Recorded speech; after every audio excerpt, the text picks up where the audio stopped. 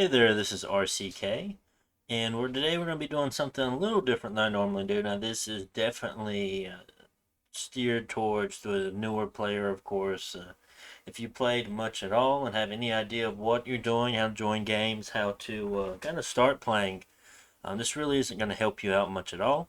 And probably won't be going over the kind of quick buttons here. I can't remember what they're called. But this is just how to initially start Dominions 5, because this is a pretty daunting game to start, especially from scratch, honestly. So here we have our main menu here. We have create a world, continue old game, network, tools and manuals, mods, preferences, and quit. And I'll spend a minute talking about this because, I mean, this is geared towards pretenders or beginners. So first we have create a world. Now this is what you're going to click in order to start a single player game, and of course we'll go more in depth into that. Continue old game. Now when you click on this, this is going to show up all of your save files. Now you may have saved your save files separately, or it might just have your single player game in there, or your current multiplayer game. Now if it was a normal one, it would just show up, what's the starter one? It just show up Boss Mod 1. And as even if it was turn 2, turn 3, turn 4, it'd still show Mod 1 because that's the name of the game. In order to actually save your separate turn files and look at them separately, you'll have to go into the files and or I just copy and paste them. And you can just save every one that you have. I think I actually just deleted a lot of my save games the other day because I had over 1,000. But whenever I notice I have over 1,000, I try to delete a lot of them, which ones I'm not using. So I got down to like 700 again, or however much. But I do try to save every turn of every game I play if I need to reference them. So that's all. That's what we have going on. Continue old game. This counts as your single player games as well. Next, we have the network. Now, the network is for your multiplayer games. When you look here, we have your IP and your port. You would type those in, of course, whenever you try to connect to the game. This is where you type in your IP, and the next one is where you type in your port. After you do type in IP, and you can also set up a server. Not really, because most of our things are either set up through websites or set up through Discord. But you'll click here to connect to it. You type in your IP, say whatever it is, and then you type in your port number, and it'll connect you to your game. And then you're able to hold a total of 12 games at a time here, and whenever you go into that 13th, it'll knock one of them off. It'll knock the top one off, and you have your new one down here. If you ever wanted to get rid of one of these, all you had to do would be to hover over it and press delete. I'm not going to do that right now because I do want to keep all these games on here. But you just have to press the delete button and it's gone. A lot of people actually don't know that. Next, we have the tools and manuals. Of course, you have your pretender creation. Now, you don't have to do this for single player because in single player you're able to do pretender creation before you actually start. But as far as multiplayer goes, since you have to load yours in and claim it, you would go here to create a pretender god. You pick what age you want. You pick what nation you want. You get their overview, that little top or little text box here for them. Some general ideas of what you're dealing with. The units here. You're able to left click and you'll be able to see the stats of said unit. I think if you right click you do get to see the stats as well. Here you have your sites, you press OK, let's go on to the next page, and this is where you create your god. And also another thing a whole lot of new people don't know is that you can put a password on right here at the very top left side here of this pretender screen. I actually just told somebody today where to do this at. So do keep that in mind, and you do always want to password your multiplayer games, guys. There is a lot of people that go in and try to troll you. They'll set you to AI, they'll mess up your turns, and it's really annoying. So that is how you do that. Next, we're able to see all the pretender gods you're able to choose for this nation in particular. We have Dominion 4 nations, Dominion 3, Dominion 2, and Dominion 1. It doesn't mean there were in-game Dominion 4. What it is whenever you click on them, you're going to have 4 Dominion to start off with, and you can't go lower than 4 Dominion with that certain pretender. And just like these in the pretender 1 level, you can only have 1 candle for them. And you still see the password here. Here you have your magic. So this one in particular, the master here, only has Astral 1, but you're able to put every path on them that you'd want to. It's just going to cost you design points here. And of course, when you take them off, you gain your design points back. And this is going to allow you to look at, I'll go ahead and click on a bunch of them. You're able to put blesses on. This is how you put blesses onto your nation here, and all these have different effects. And you can click, can you click on? You can hover over them, and you can read at the bottom what they actually do if you ever wondered. Another interesting thing, let's take these off.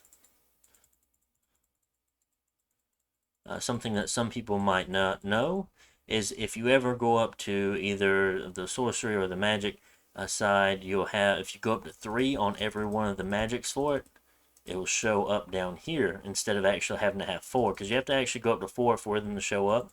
But if you have 3 across the board, or at least 3 across the board, they will show up still. So that goes for this set of 4 here, and then for the fire, air, water, earth, it is also the same deal. As soon as you go up to 3 on everyone, they all show up. And you can't like mix match a set of 4. It doesn't quite work like that. You can only have either this 4 or this 4, and because you can't go, okay, 3, 3, 3, 3. It doesn't quite work like that. Next, well, that's where you add your bless. I already spoke about that. Next, you have your dominion score, what dominion score you'll have in the game. It goes all the way up to 10. And of course, in game you can have higher than 10, but as far as starting off, you can only have up to 10. And that was just by right and left clicking. Of course, with the left click it goes up, with the right click it goes down. Next we have order and turmoil, and this will give us the stats. As far as we click on it, it will show up how it affects our nation here. So just one order, income plus 3%, unrest reduction, recruitment points plus 10%, resources plus 3%, events minus 2%. And of course that is the same for every level that you get. So right now we're income 3, next it's income 6, and then next will be income plus 9%. And then we can also go in the opposite direction there of having turmoil in our land. So it's going to decrease our income, unrest reduction, recruitment, resources, and events. It's going to add events to it. So this is completely opposite of order. But if you notice up here in our pretender design, it costs points to go into order because those are all benefiting you.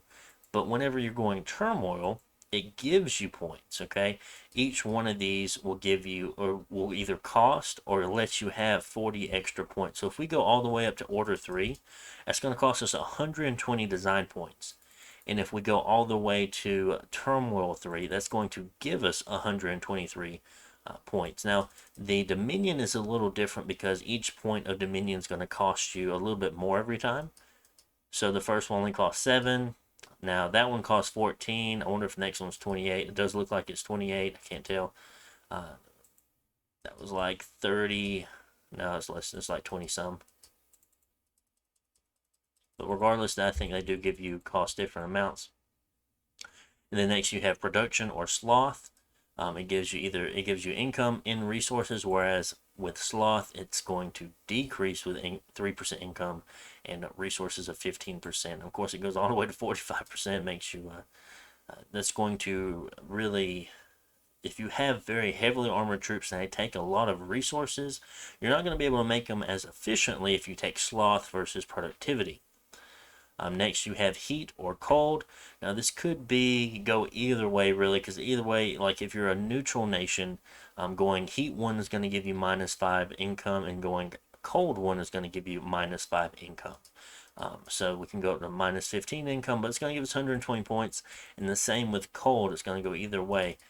So either going heat or cold has its different benefits, and I could go in depth about different times of the year and how it affects that and how your income changes and things like that. But since this is a beginner thing, we don't really need to talk about that. But I will say that throughout the climate, your temperature of the dominion that you will spread could help you do different things depending on what temperature you are. Like cold will help you cross rivers because they're frozen, or heat will let you go over mountains if they're the same temperature. I don't think that cold will ever let you go through the mountain. So that is some things you can keep in mind. So that is, and minus 15 is a pretty big hit, guys. Um, Next, we have growth slash death. And of course, the more growth you have, the more growth per dominion you have in your nation's area, your kind of set out, lit up area. Next, you have your supplies, an income of 6. It only gives you 2% for each one, not 3 like productivity and order do. And then we have death, which is definitely going to be killing your nation. Some nations want this. Some nations want to go grow or death 3. Some nations don't care. So it's really something that really depends on your nation itself. Next, we have fortune and misfortune. Of course, uh, fortune and misfortune, like if you go like luck 3, it's going to shut off some bad events from ever happening. Whereas if you go misfortune 3, it can open up bad events and shut off good events. This also has to deal with the rate of which you get your heroes if you need heroes. Um, so I think you start off with a 3% chance to get heroes depending on what turn you're able to get them from. But once you, every point of luck, it gives a plus 1%, I believe, and then every point of misfortune gives you a minus 1%. So if you take misfortune 3, you'll never get a hero. So that's something to keep in mind. Same with growth and productivity, order, and magic or drain. They will open up and shut off different events that could be possible for your nation. So that's very interesting. But like I said, not something that necessarily a beginner would have to worry about. Next, we have magic and drain.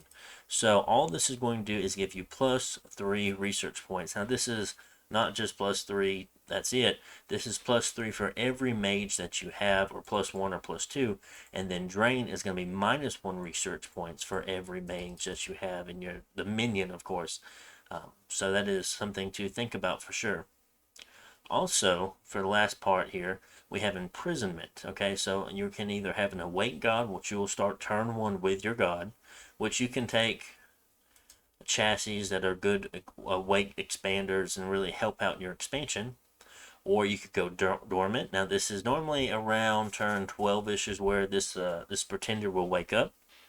So around turn 12, the first year, once that closes up, you'll probably have your pretender. And then we have imprison. Now this is around the 36 turn mark, about 3 years in. You'll see a lot of people go in prison with pretty good scales, and you'll see like a rainbow where they have a bunch of different blesses that don't come online when your god comes online. So that is something I do want to cover over real fast. With these blesses here, you have incarnate blesses, and you just have a bless. Now, if we put minor shock resistance, and then we also put, I need Windwalker, just as an example here, and we have an imprisoned god. So as soon as the game starts, our sacreds, and the sacreds are the units you're going to be blessing. The sacreds are the units. They could be mages, they could be regular units, but they're the units that are going to get this bless. I should have mentioned that as well. A minor shock resistance. You will start off with minor shock resistance even if your pretender is not out. You will get plus 5 shock resistance. But with an incarnate only bless, you have Windwalker. Now, if this god was awake, you will start off with both of them because your god is there. But imprisoned means you're gonna be waiting until about the 3rd year mark to actually have this on your bless, and it says it gives all sacred units mat move plus 6. But so that is something you have to keep in mind. Something some people might not know. You might look at your bless or look at a temple and be like, where's the rest of my bless at? So yeah, do keep that in mind. If you want it, as soon as you're starting the game, you have to go awake.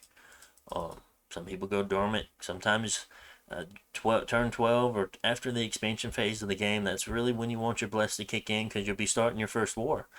So there's a lot of possibilities, and like if you have all these non-incarnate blesses, you can go imprisoned, and you don't have to worry about your god being out or not. So that's just what I want to go over real quick about the pretender design part. We have to fix this. Okay, now it's just going to let us move on. Okay, that's where you name your pretender. We just skip through it real fast. And we can go into our view pretender screen. This is where you have your all the pretenders that you may have built throughout the time. Of course, I have a bunch of pretenders here because I play a lot, and I think I have even more on my other computer. But here we see we just made Python here. That was just the first name it gets. So we can click on this. If it has a password, you'd have to type the password in. And this shows the pretender that we have. It gives us the paths that we took. It gives us the scales that we've taken, whether or not it's awake, incarnate, in prison. Gives us our dominion score. Gives us the entire stats of it itself. And you can also see that it's pretty good. Pretty good. I mean, we can see everything, see all the tags.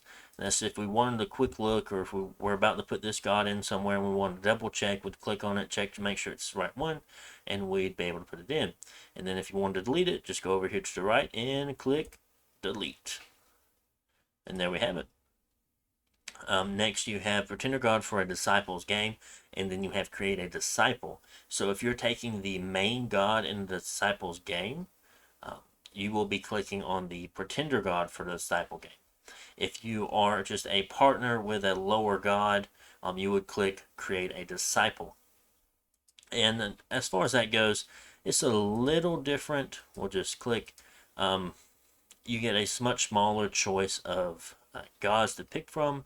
And I think the main god kind of has to be a little bit stronger. You can't take like a human chassis. I don't think off the top of my head. I think you can take the Lich. It's not on this one. But you can't take like a human. And then you have your password. You have the paths that you can put on it. But you can't actually pick the bless because this is not the main god. The main god is the god that holds the bless to it. So that is what we want to see there. Of course, we had the view created pretenders. Of course, we already looked at that. We have the map editor, random map editor. You can do some map stuff in here. Not, it's okay. Then manuals, and then open your data or data directly. Now, this is where you can go. You can click on this to check your save files, your maps, your games, all that stuff. If you want to go ahead and click, if you don't know how to navigate it through the files itself. And then what do we have next here? So we went through tools and manuals. Now we have mods. So of course, if you want to play any mod, you'll have to first download it into the files, and then you'd have to come here. You would go through, okay, let's say I wanted to play Luce's Thematic Gem Gen version 1.71. So you click on it, a check mark comes up. It's like, all right, so we have that one clicked. Let's say I want to play Improved Casting A. Okay, I click that one, and now we'll press exit. And you'll see on the top right of the screen here, we have both the Improved Casting AI and the Lucid's Thematic Gem Generator here on it. This is what it will be. These are the mods we'll be having when we create a world. Wouldn't be continue game. Whatever you currently had, it will automatically set it to that for continue. But create a world, this is what you would want to start with if you wanted to play those mods, of course. And as far as playing on Discord and stuff like that, it will automatically download the mods for you. Depending on the size, I've seen some that were too big that you had to go in and then download yourself and then do it. But usually enough, it will go ahead and do it automatically once you start to once you get into the network here for the whatever mod you'll have. Next here we have the preferences. This is a gameplay here, zoom map, edge of the wheel, and you just click on these on and off. These are just the ones I like to do. I don't like to click outside the window to close it. That gets kind of annoying. Scroll map with the left mouse button, no. Map move on commander tokens, magic pass on commander tokens. I like to keep these on. Give orders to new commanders automatically. So whenever you recruit a commander and you want them to just research. Every time you make a commander, you don't want to actually have to set it yourself. You can click this and they'll automatically start researching every time you make a mage. Show tips and starting game, of course, I played long enough, but if you do want to show tips, of course, click on it. Warn on end of turn, you could, but there are a lot of things, like in turns that I have. I mean, I go through every mage that's sitting there anyway. You can press the button in, and it'll go to any idle mage. and just press N again, it'll go to the next idle mage. But I do leave, or idle commander. But like some like scouts, I may leave sitting somewhere and on the defend, and it keeps going to them. Well, they're okay. I want them to stay there and scout. Multi-turn movement. Now this one is definitely up to you because sometimes you get in trouble with it. Once you like maybe forget about the multi-turn movement and you go somewhere you're not supposed to go, or something like that. So that is completely up to you if you want that one or not. And then you have the mouse wheel raise lower camera in combat. So just use your mouse wheel to get closer and far back in combat. Next you have your graphics. There's not really too much to really look for in here. 3D. I just keep my graphics on very low because this isn't like, even if you're playing on Ultra, it's really not a lot to look at. And then, some games do get so large or the battles get so big that I don't want to have problems even if that was the case. And then sound, I keep my sound off, or I keep some sound effect on actually, but I keep the music off. I just don't like to hear it. But that's up to you if you'd like to change it. I think the music has copyright problems, and that's why I keep it off as far as recording goes. And that was preferences, and the last button we have is quit, and that will just get you out of here. So far that is everything here on the first screen, and we'll go ahead and click on create a world. We're going to start our single player. This is the first time we loaded up the game. Now you won't have all these maps here, but you might have, you'll have these two, or whatever maps you make. Now these can be downloaded from Steam. You can find them on the internet. These are maps you can make different ways. So let's just say we want a random map. And we want to do it 15 provinces per player, very average. More like 12 provinces per player I think is average, but 15 works too. Normal amount of water, if you want caves, okay. I want the east, north, and north, south. I do like the entire wraparound. So we'll click on that. And we'll just say T for test. This is where you click your age that you want. So if you want to play an early age, you can play early age. If you want to play middle age, you can play middle age. And then lastly, we have late age. They are all very different from one another. And there is actually a mod that lets you play all ages at the same time. It lets you play all three at the same time. So it lets you play with any nation together. You'll definitely have to look that up if you wanted to try that. But let's just click early age just as a try here. So here we can have a random commander, and we can have a random AI. Now, when we click on these things separately, of course, we can left click here onto the nation, and it lets us choose what nation we want to play. As far as that goes, I will leave it on random, and the same goes for the AI nation. We can choose who we want them to play as. Then you can add or delete nations here, and you just put as none, and it will delete it. But we're going to keep that on normal AI. The AI type, of course, you have standard, defensive, aggressive, and then random. That's fine with me. And this is where you click decide whether or not you want it to be a Disciples game for a single player game. But we're just going to keep it on random, and you can also change this to whatever AI level or human if you want to. So they gave us Lanka. Cool. Here we can read everything we want to know about Lanka. You can look up more information, go more in depth about them. There are guides and such on them, and history and all this stuff.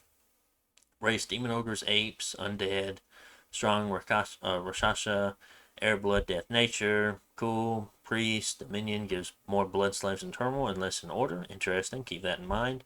So they might have special features about them you might want to read up on and play off of. We'll press OK. Let's make a pretender. Let's just give us some blood surge. And of course, you can read at the bottom of the screen what each of these do. Bark skin. Gonna be awake.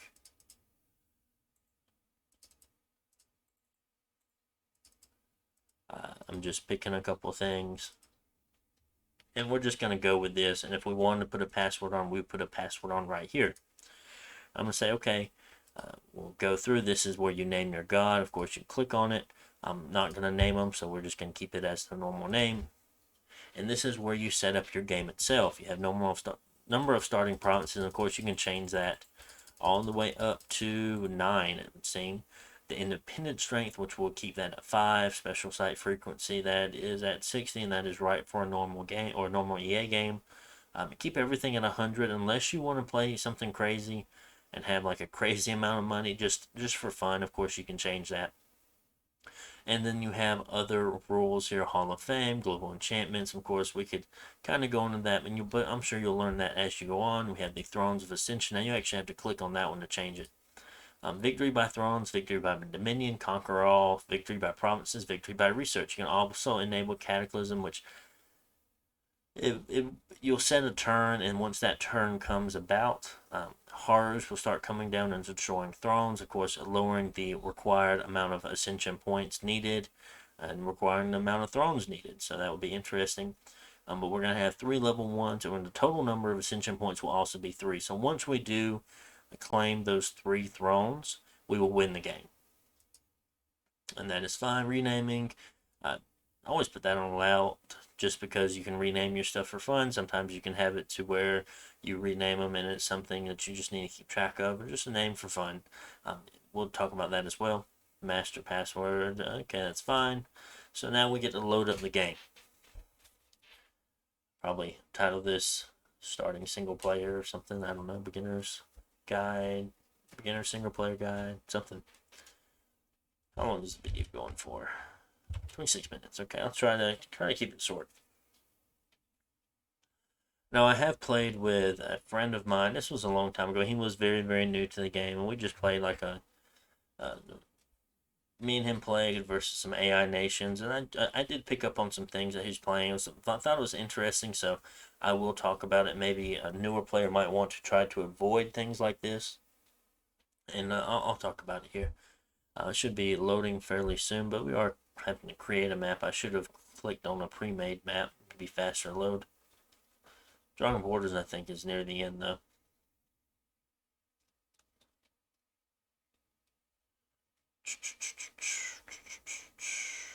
Oh, never mind. Okay, we're drawing borders again. As far as it goes, the uh, map generation in Dominion 5, the game itself, is not that great. You'll probably get put in some pretty bad situations, which can be fun depending on how you like the game. But a lot of people seem to get mad about it. But honestly, I was like, let's see if I can get myself out of this or make a win out of this game, even if I had a really bad start or thrown in my capital or only 2 lane connect or whatever it is. Border the water, who cares? I didn't expect it was going to take this long to create a map. Okay, so here we go. In the beginning there was chaos, and now the wheel turns once again. You can right click or you can left click on this and it will show up. It'll give you a little bit of text here to read, and so will this one. And this is our messages that we get every turn. Shows you what year we're on, shows you your nation. Actually, it did give us a pretty good spawn. Definitely a lot worse. I've seen a lot worse before. So, of course, since we took an away god, we do see our god here. We'll go ahead and put them on research. We have a scout here. Now, how I'm clicking on them, so this will be your left click to actually select a commander that you have. And then your right click will be able to how you're able to look at their stats here, and you can see things like map move and stuff like that. To look up map move, it's going to show you, of course, every commander is going to be able to move 1 province no matter what the map move is into another thing. Even if this was get over here was 13, and he only had 12 map move, regardless, he can still move 1 tile per turn. Next, you're only as fast as your slowest unit that you have him commanding. So if he had a unit that had a command speed of 8, then he'd be 8 instead of 12. So that's something you have to keep in mind. For as far as changing orders, you can click here on the little defend button, and you can have him defend, patrol, move, pillage, become a prophet, empower. So empowering, you can give him magic paths. It costs 50 for the first one, 35 for the next one. And then it changes. I think it goes up 45, 55. I don't remember exactly. And then, let's see. You can demolish the fort or you can demolish the lab. And then here, if you're in a province that doesn't have a fort or lab or a temple, you're able to click things like construct a fort or construct a lab, and they'll cost money. And they'll go over that. And then you, of course, can set them on research if they do have magic paths, and also they can cast ritual spells or forge magical items or alchemize things, so changing gems from one thing to another. So we can turn 2 death gems into 1 astral pearl, and then we can turn 2 astral pearls into any other gem. And that's kind of how you alchemize. Here we see that this unit here has the scout tag on it, this stealthy tag, so he's able to move in and out of provinces without actually attacking them. Whereas if we move, okay, all I'm doing here is I'm left clicking on the commander itself, and then I'm left clicking on a separate province. Now if I left click on the same province he is on, he will just defend. But if I left click on a separate province, he will move and attack that province. And that is indicated here by the red line that we have. The red line will indicate that he is moving here and going to attack it. And whereas the grayed out, grayed out white line or gray line we have here, this is just showing that he is sneaking into that province. So that's two separate lines there to signify seeing here on the battle map. Next, we can go and we can look at all these buttons that we have over here on this right side of the screen. We have the end turn button. If we click this button, we'll go to turn 2. Options. You can do a lot of things here. You can change your password. You can set yourself to AI. You can redo your turn completely. This will scratch everything that you currently have done. The sneaking, the attack moves, the research, and it starts your turn completely over. You can save game and quit. You can quit without saving, and then it shows your settings and manuals and stuff and videos. So those are 2 helpful things there. We have the map filters here. So this is where you can see a lot of things. Of course, you can change these with like the buttons 1, 2, 3, 4, 5, 6, 7, 8, 9. This is what I like to keep them on. Don't particularly like names. Labs and temples showing is fine. I like to keep magic sites showing. Thrones and events are good to show all the time, so you don't forget where they are. Dominion, the Dominion is the outline here. We see this yellow outline that shows where our Dominion actually is, as far as what province they're currently in. And armies and arrows and flags and forts. I do like to see all those things. I do not like to keep, like this is me clicking 1, so this takes flags and forts off. This keeps army and movement off is number 2. Number 3 is Dominion. Number 4 is the all the little info there on the side. It also shows up the name too. Number 5 here is Thrones. Don't know what 6 is doing. Don't know what 7's doing. 8 is showing the movement lines. And then 9 will show you the name of every province. And sometimes you're able to turn the names on, which you can click and look. But if you have like your scout go here, you'll be able to tell the names of like some of these provinces over here. And sometimes you can see somebody's capital. But regardless, you can click and it'll show the names anyway if you're able to see them, even though you don't know what's inside the province. And every time you start a game, you will not be able to see anything in the surrounding area for that first turn. You will only be able to see things on the second turn. On top of that, a lot of people will start off by making a profit, depending on how you want to play. And if you want to, If you want to rename your commander, you will first right-click on the commander itself. It will show up on this screen here. Then you'd press R, and this is where you can change their name. Okay, so that is how you do that if you ever wanted to. So we're going to profitize our first turn. We're going to sneak our scout out and try to get some more information. And then we'll also research with our pretender. Next, we can go through the statistics options here. We have your nations overview. So right now we only have Lanka itself, and it's just showing what every commander inside that province is doing. The magic paths, what site searches you've done to it, but your capital won't have any sites in it. Your province defense, supply, resources, income, sites that are currently in. You can hover over them to actually tell you what they are, and you can click on them still too, and they'll pop up. Next, you have your score graphs, and of course we see we're playing with Atlantis here. And since it is turn 1, nothing does show up, but we'll look in turn 2. We have the Hall of Fame, and of course once people do join the Hall of Fame, they'll have them show up here inside of it. We have the pretenders in the world, so here we can look at the name of the nation's info.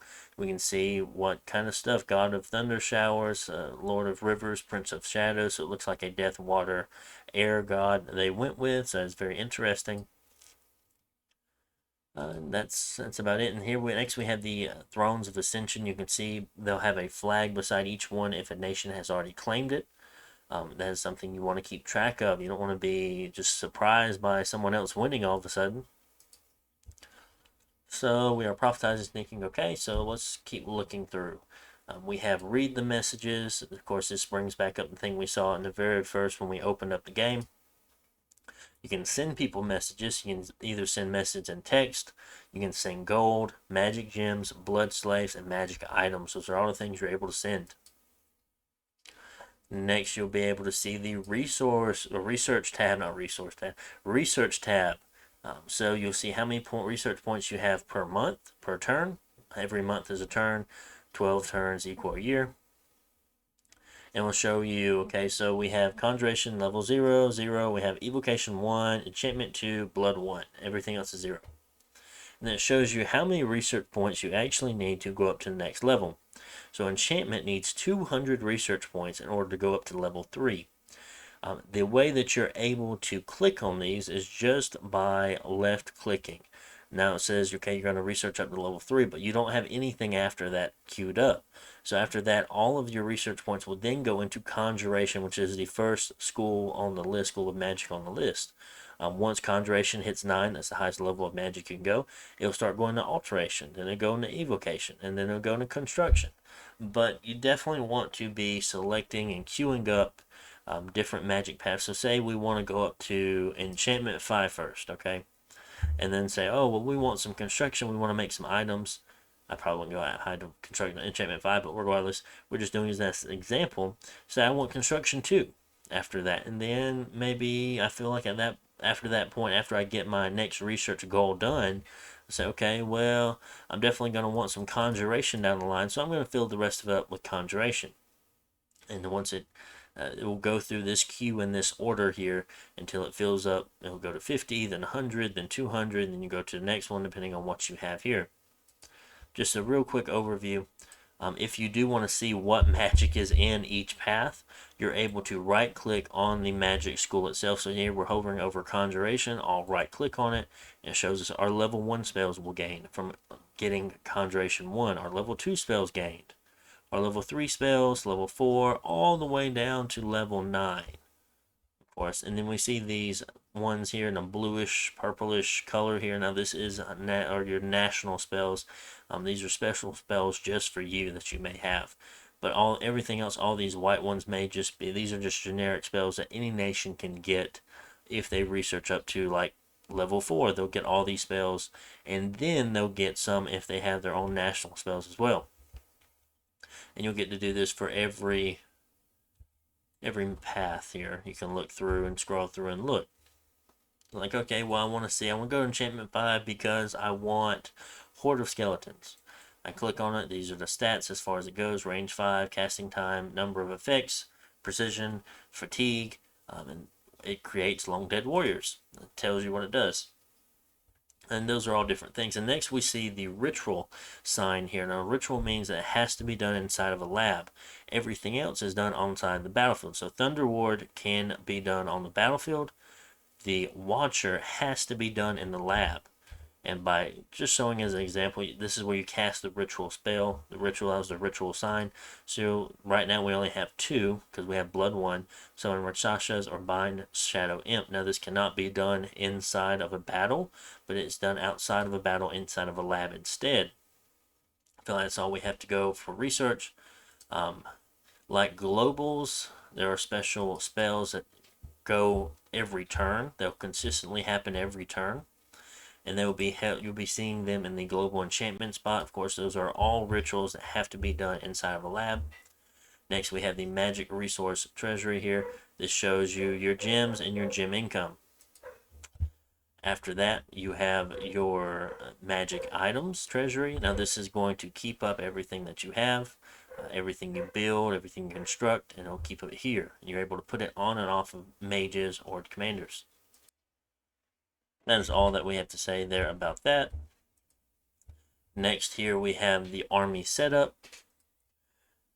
And this is going to be showing your current province. Now this shows all your commanders, your mages, their plans that they have inside of battles, your units themselves, and of course you can go really in depth about this stuff. Just showing off here, so we'll say that we just created these units. They're going to be sitting here in the garrison. and we want to actually move them onto a commander so they can move them out of the province itself and attack somewhere. So if you want to just click on a single unit, you're able to just click one time. And it'll select that unit and you're able to put it in here. Or so you'll left click here, then left click on the commander, and it'll set up a separate squad here. Now this unit in particular can lead up to 3 squads. So we can put 3, and we see here that he has no morale bonuses to these units. But if you decide to go over 3 squads, they're all going to get -1 to the morale. So that's something you have to keep in mind. And I think you can go up to 5. Yes. So now they all have -2 to their morale. And I'm pretty sure you can't go over 5. No, you cannot go over 5. You can also do a shift. Hold on. You can do a shift click, starting from one side going to the other, and say you didn't want all the rest of those units and you just wanted these here.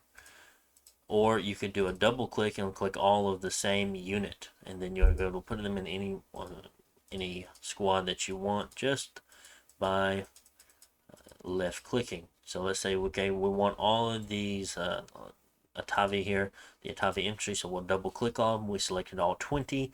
We want to put them in one of these squads here, and we just left click on that commander itself. So we are still good since we can hold up to 3 separate squads. This one does happen to have +1 morale. There must be something.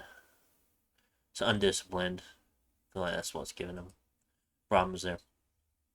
And then we have the start battle orders here. So this you can have up to 5. This is your scripting here. So for the first 5 turns, you can tell them what to do.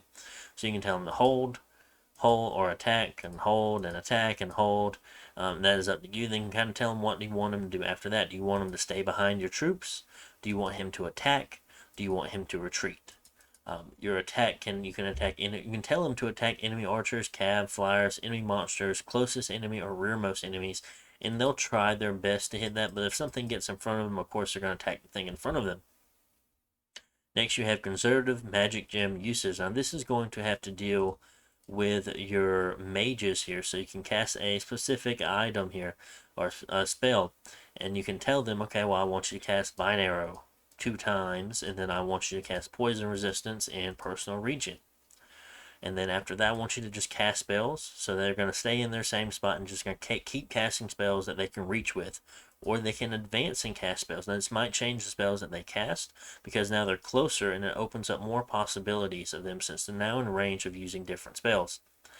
So like there are plenty of different spells. Personal regen just affects the caster itself, whereas Vine Arrow has a range of 30 plus and increased by 5 for every extra level of the caster. Since this is a Vine Arrow's 1, I think our casting is 6. That is going to add 25 more range, giving us to a 55 range for a Vine Arrow. So those are just different things, commanders there. You can give your commander or mages gems, and they'll use the gems to cast spells here. You'll see that the bleed casts 1 blood slave, so we can put it on there, but it's red since we can't actually cast it since he does not have a blood slave on him. And then so he'll use the 1 slave, and there you go. Now when they go off script, they could be casting different things. So on conservative magic gem usage, they will not cast things if they have magic gems on them. But if you're in an assassination, the mage will use every gem possible, regardless if you have this set, in order to save himself. So you do have to keep that in mind. If he has gems, he will use them. What else can I say?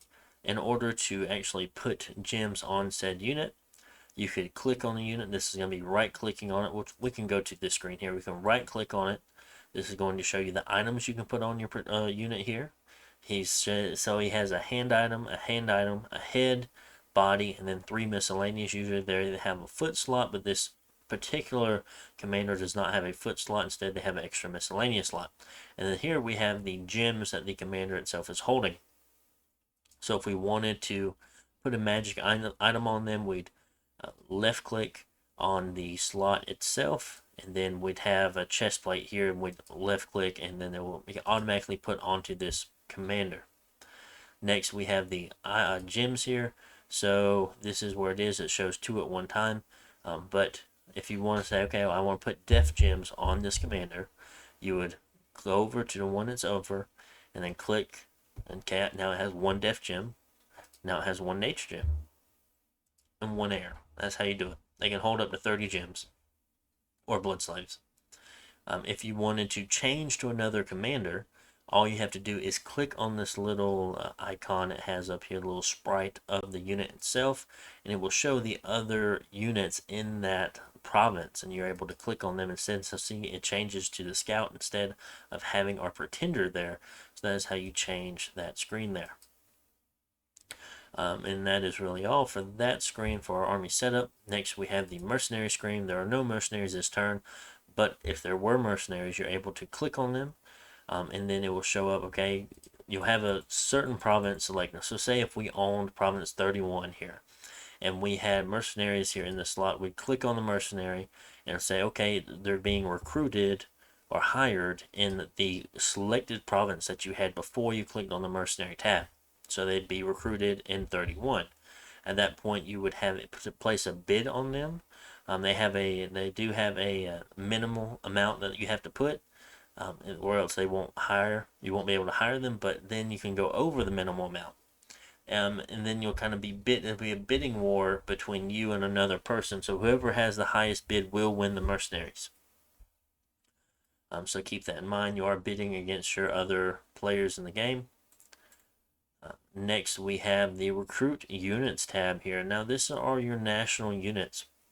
And these are, they're all, this is your nation. So this is really what you're in for. So say we wanted to get the Rapada here, just a nice researcher to start off with, and you click him, he'll cost 80 gold, 4 resources, 2 commander points, and we'll go over that. And say, okay, what else do I want to buy? I want to buy some Palanchas here. So let's say we'll make 2 of them. And they cost 55 gold each, 17 resources, and 31 recruitment points. So here is where you can tell how much gold you have currently as far as your entire nation goes. Your commander points. Now every castle, a palisade will have 1 commander point. Castles or fortifications and castles will have 2 commander points, and citadels will have 3, or citadels and grand citadels have 3 commander points. So mostly the units, your commanders up here, would either cost 1, 2, or 4. So there's unfortunate, but we'll still take 2 turns to make some commanders. Next, you have your holy points, and this will determine how many sacred units you're able to recruit at one time. Since the mage itself is sacred, that counts as 1, and then these 2 units here are both sacred, so that counts as 2 more, and we're only at Dominion 3, so that is all of our holy points used up. Next is your resources. Now the resources is basically how you're going to armor your troops, of course. So if we look at this unit here, of course, they have 17 resources. They cost 17 resources. So we see they have like a chest plate, they have a shield, a sword. Okay, pretty good. But let's look at a little less armored unit. Let's look at this Atavi Archer. It only has cost you 3 resources, but when you look at them, they're very lightly armored. They have they have no armor. They have protection of 1, and that's just natural body protection. And they have 1 bow and a short bow and a dagger. So they are very, very cheap as far as resources go. The next little resource here, not resources. That one's called resource. We have recruitment points. It's just another thing here. So we'll have all these units require a separate amount of recruitment points in order to hire them. Recruitment points is kind of like how rare these units are. So it seems like the basic monkeys, 3 recruitment points. They're very plentiful. And then we go up to the larger apes, and then we have demons and such. But because these are demons. There aren't really as many as those. So that is something to keep in mind, that everything does require a certain amount of recruitment points. So let's just click on a bunch of these Atavi. Let's use up everything. So now we have a -1 resource. So this tells me that whatever we have left over here, this cost here, is going to go into the next turn. So next turn we might actually be able to build this guy if we have a little extra resources. So that is something to keep in mind. But yeah, they will roll over to the next one. But try not to do this because it does cost money instead of having it here. Of course, you'll start off building that one next turn, so these guys will be pushed one back. But it's always nice to put your money somewhere else and not have it sitting around not being used. You can also do a repeat recruitment. So if you want this every turn, all you have to do is press the repeat recruitment button here. Same with the mages. If you want to keep making this mage, repeat. That is all we have there for the recruitment tab. We have the fortification tab. Just information on the castle that you have here. Your defenders, supplies, commander points, administration. Honestly, for beginning players, you really don't need that. Next, you have your temple. Now, I don't think most people would click on their temple. It shows you the number of temples, converted provinces, so how much your dominion has spread, your dominion strength, how your dominion spreads, your god, your home province, your temples, and total is 5. So, every 5 temples that you have will boost your dominion strength up 1. So if we had up to 5 temples right now, we'd have dominion strength 4. If we had 10 temples, we'd have dominion strength 5. And 15 and 20, so what, 20 be plus 4, so we'd be up to dominion strength of 7. And then here we have our current bless effects. Of course, this can be added on to by gaining or losing thrones. Of course, will give you maybe extra buffs to your bless itself, and you'll be seen here. Next, you have magic sites, of course. So we have the Serpata here, and then this is just the magic site lets us recruit special units here. We can't recruit these anywhere else. And it also shows us how many gems per turn we get from both of these sites. And these are also more special units we get from this province and more gems. So this means we do have a lot of cap-only special units that we have that we can only buy here. So let's go ahead and end the turn. Let's go ahead and start turn 2. So we have a prophet now. So now that we do have a prophet, it is a holy 3. It's able to cast things like blessing. It can smite enemies, undead. You have divine blessing, which will bless all of your sacreds at one time. So we'll just set them on divine blessing, cast spells. We'll put all these Atavi here. And I don't think you can actually, you can't lead demons.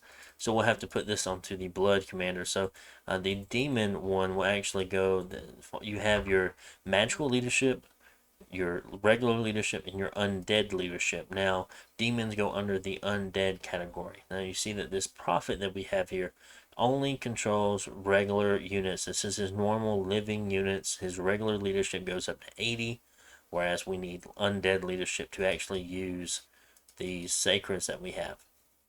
And of course, you're able to script these units as well. Of course, not as much as anything else would, but you can tell them, okay, attack closest enemy, or hold an attack. So wait a turn, then attack, or hold a turn and then fire, or fire and keep distance. Don't get close to the enemy, or just retreat. And then guard commander is something a little different. We'll look at this one here. So you can only have up to 5 units in the squad to actually guard a commander, but it means that the units are going to stand beside and protect that commander itself, so they'll try to get in the way. Actually, I didn't talk about this little screen right here. So here we have this little green screen. And this is going to show your outline of all the units that you currently have selected. Of course, we have all the Atavi archers selected in that white square. And you can click anywhere on the green here, and you will move it wherever you want to script them to. Next, by changing it, if you wanted to change it, all you have to do is actually right-click on the next square, and you're able to change. Same with commanders. You can click through the commanders you have, and you can move them around, and so forth. So now that we have that done, we're going to look at all these provinces we have around us. Since we own this province here, we're able to see the provinces beside it, what's inside of them, a rough estimate of what's inside of them. So 60 Wolf Tribe and Wolf Tribe Archers. Oof, sounds scary. Archers, Militia, Light Infantry, that one sounds a lot easier. We can also see once your dominion gets into a province, you're able to see all the population, the income, supplies, resources, and so forth. Of course, you can see your own. You can see the province defense. You can click on this to see your province defense, and you can increase it, or you can't decrease it after you've done the turn, but you can decrease it back if you say, okay, I went up 28. It's like, oh, I don't want 27. I want to go back down to 25. Of course, you can go up and down, or you can use the arrow keys up and down to do that too. And this shows all the units that would be in that province if an enemy attacked it. Next, You can also see, okay, 44 income, 36 income, low pop. You can see that information just by having the dominion in that province itself. And as far as the next part goes, what is it? D for, yeah, for your quick button here for province defense, just click D and it'll automatically open that one up. And you'll do this for new nation or new provinces as well. So we'll go ahead, we'll click on both of these fellas. We'll do a control click. So this is going to deselect it and then reselect it. Or if we want to take the pretender itself, we could control click on them. And that's just a way to quickly do it. Or you can do like a, let me deselect all. So or you can do like a shift click. So we started the first one, we held shift and then went all the way down. So it automatically got it. Now if you had like 50 guys, you started this one here, then went all the way down, scroll down, just did shift click onto the last guy, select every mage or every commander. And of course we have the red here, and that means we'll be attacking this province or be moving to this province. And of course we have our scout here, which he can do different things. Of course he can keep moving if we want him to, or he can attack the current province. He can sneak and attack, which means like we can do like a control click, and that means he's going to attack this province over here. But we want a chance of him actually being able to retreat. So we'll go over here, set him to retreat, move him to the back of the green square here. And then we'll have him on, we'll click here on the hide, and we'll attack current province because we want to see what's inside of this province here. And with him retreating, there's a good chance that he might go back to our capital, or he might retreat into indie provinces and die. There's a chance he may run. So here we have an attack move, and we also have another attack move, but this is just to see what's inside. So now we'll end the turn. As far as this stuff goes up here, you see your gems that you currently have. You see your treasury, so what amount of gold that you have, and then you have your income, and then this one in parentheses is actually your upkeep. So upkeep is calculated before your actual income happens. So you won't have to actually, so you'll have 308 per turn, and then they'll go ahead and take the 29 out, and then they'll add it to your treasury. So we'll end the turn again, just to watch battles. So here we have battles in the messages screen. If you just want to look at the battle itself, or you just want to look at the statistics of it, I guess, or see what died and what lived, you can just click here. Forces were beaten, of course, because we retreated. And let's look at the retreat details. Was killed when retreating an enemy torch. So they did end up dying, unfortunately, but it's okay. The scouts are very, very cheap. And then if you want to instead view the battle, of course you can go to province, but we're not going to go to province right now. We're going to view the battle. You go over here and click on view. And of course this will bring us to the battle screen here. This is the battle that actually happened in said province to see if we won or not. So they're casting Divine Blessing. So now both of these fellas here are blessed up. These guys are firing. They're on hold and attack, I think. But these guys are just on attack. So you see they already ran in. Now, actually, I believe these guys are using their sticks and thrones, which is a ranged weapon. You can see right here. So they're both staying kind of far away. Well, these guys don't have ranged weapons. They only have a falchion. So they went ahead and ran in and decided they want to try kill some things. Which they're doing pretty good. Now, up here, you can either pause, slow motion, play at standard speed, fast forward, or turbo path forward. So I guess that's ×2 and that's ×3. Maybe it's ×4. I'm not sure. We'll click on turbo. Not Rakshasha, or what their name is. They end up dying, but the Atavi here actually put some work in. Their sticks and stones really can't do much of anything against a commander that has a helmet and a shield and okay-ish armor. So next you can wait and you can either escape and get out, or you can press the little 3 lines up there. And then also we see we had an unexpected event happen in the Forest of Long Nights. So we click on it and see, and it's unrest plus 43. If you don't particularly know what province that is, you can always go click on province or go to province, and it shows Forest of Long Nights. Okay, we have 58 unrest. Every battle that you have will add unrest to a province. And then even if you if you owned it before someone attacked you, if there was still a battle there will be unrest happening. And here we have our defense, our province defense. So putting 1 in is always good, because you'll be able to tell when someone raids you back or raids or whatever. You only really lost 1 gold, but you got the information of them, their setup, what they have currently. But going up to 6 cuts off some events like villains and things like that. 10 cuts off a few more events, but I think 11 cuts off barbarian events. There's just a bunch of different things, but normally people only go up to 6. So that is what is going on there.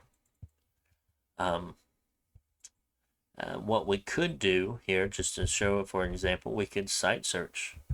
So of course we have multiple different things we can do here. Honestly, I forgot about the constructing of buildings. But you can make a palisade for 600 turns. It takes 4 months, so it takes 4 turns to build. You can build a lab, which costs 500 gold. That only takes 1 turn to build. And then a temple that costs 400 gold. That only takes 1 turn to build. Due to the fact of this being a holy unit, it's able to make temples. If it is a sacred commander, it doesn't actually have to be holy. It can still make temples. If it is a mage, if it has at least 1 mage path in anything, it's able to make labs. And then any commander, regardless if they have a holy sign, if they have a magic sign, or if they don't have any signs, they can all construct forts. So that's something to keep in mind. You can preach, you can try to push your dominion. Trying to see if I'm forgetting anything here. But honestly, just as a basic beginner guide, this is it. This is a lot of stuff, and I know something I have noticed with a new player is that they like to go and say, okay, well, let's see what's in this province here. Okay, so I can make militia. You can make militia, but that doesn't make militia good. You could use militia to, I guess, patrol maybe. But as far as fighting in an army, I wouldn't build depending on what indie type it is, I wouldn't just build, okay, I'm making these guys here, I'll go and recruit some wolf tribe here, and I'm making deer tribe in this province, I'm making wolf tribe in this province. Now that is not how you want to recruit your armies, okay? You definitely want to be making forts, you want to be making your national troops here, because normally enough, these national troops will have much better stats than almost every indie type. Some indie types you might want, because like you can tell there's war elephants here, so maybe you want a couple war elephants. That is a possibility, and you could do that for certain scenarios. Heavy infantry is not that good. Maybe barbarians if you needed them, or heavy cav or cavalry in general. Maybe you need them. Those are those are better indie types, but as far as militia, light infantry, now you're much better off making normal troops here from your national troops instead of that. Because otherwise, I mean, they're pretty easy to kill, very easy. I mean, yeah, you'll have a couple more troops, but that might actually end up hurting you in the long run, because once you lose enough HP, you can HP route. And if you have a lot of weak troops and they just go real fast, usually enough the early game is based off of armies, either sacreds or how large of an army you can have, and usually troop versus troop combat. The mid game, you'll start to see mages come out, be parts of armies, of course, and that's where magic starts playing a role. And then the late game is where magic is everything. You'll win or lose through magic in the late game. You can't really fight somebody with just units if you go into the late game. In the late game, actually, early game, maybe the first 2 years, mid game is probably like year 3 and 4, and then late game is everything past that. Maybe that's a little much going either way. I mean, some people start magic sooner than that, but yeah, that's definitely a lot of things we can go over. Now I think this video has gone long enough. I possibly might do a second part of this, because there are tons of things you could definitely go over.